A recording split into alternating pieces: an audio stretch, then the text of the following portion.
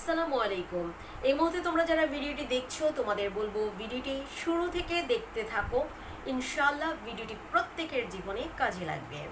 আজকের ভিডিওর বিষয় হচ্ছে আত্মবিশ্বাস বাড়ানোর কিছু উপায় নিয়ে আজকের ভিডিওটি তৈরি করেছি, তো শুরু থেকে শেষ পর্যন্ত দেখতে থাকো। আজকের ভিডিওর 1 নম্বর পয়েন্ট হচ্ছে ভয়ের মুখোমুখি হতে হবে। কারণ আমাদের সমাজে অনেক মানুষ আছে, নিজের জীবনে নানা ধরনের সমস্যা থাকে, সমস্যা বা বিপদ আসে, সে তার সেই সমস্যার মুখোমুখি হতে ভয় পায়।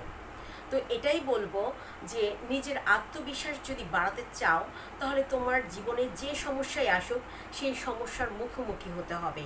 সমস্যাকে ভয় পেলে চলবে না, সমস্যার মুখোমুখি হতে হবে।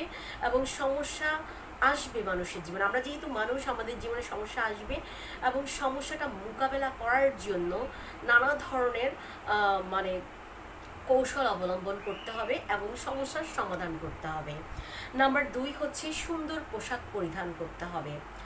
এখন হচ্ছে তোমার কাছে যে ধরনের পোশাক আছে সেটাকেই সুন্দর করে পরিধান করো, সেটাকে সুন্দর করে উপস্থাপন করো। কারণ কি হয়েছে যে তোমার সুন্দর পোশাক আছে কিন্তু তোমার পোশাকটা এলোমেলো হয়ে আছে, তোমার পোশাকটা ময়লা হয়ে আছে, তো সেটা না। মানে হচ্ছে তোমার আত্মবিশ্বাস তখনই বেড়ে যাবে যখন তুমি পরিষ্কার পরিচ্ছন্ন একটা সুন্দর পোশাক পরিধান করবে। তো এই জন্যই বলবো সবসময় পরিষ্কার পরিচ্ছন্ন পোশাক পরিধান করার চেষ্টা করবে। নাম্বার 3 হচ্ছে প্রতিদিন কিছু সময় ব্যায়াম করা উচিত।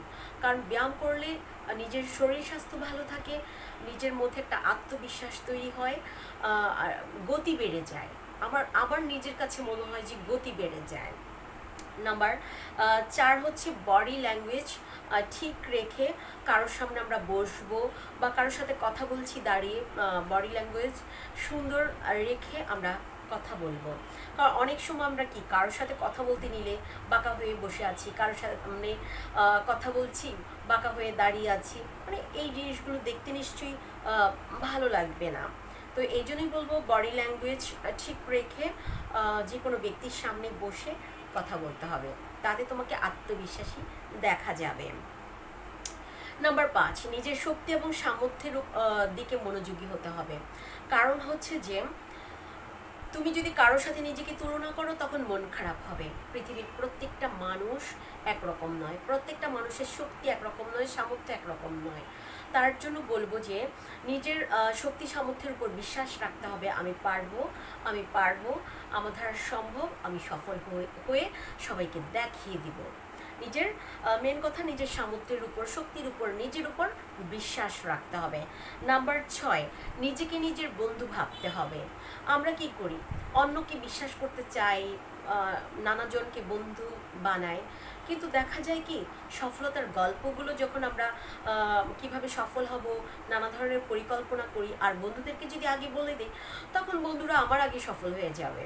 তো এই জন্য নিজেকে নিজের বন্ধু বানাতে হবে, নিজের সমস্যাগুলো নিজেই সলভ করার চেষ্টা করতে হবে এবং কি করা যায় নিজেকে নিজের সময় দিতে হবে, ডে বাই ডে নিজেকে ইমপ্রুভ করতে হবে, নিজেকেই নিজের সত্যিকার বন্ধু ভাবতে হবে, তাহলেই সফলতা অর্জন করা সম্ভব হবে। নাম্বার 7 নেগেটিভ চিন্তা মাথা থেকে ঝেড়ে ফেলতে হবে আর নেগেটিভ চিন্তার মানুষের সাথে মিশা থেকে নিজেকে বিরত রাখতে হবে। তো আজকের ভিডিও এ পর্যন্তই। আশা করছি ভিডিওটি সবার ভালো লেগেছে।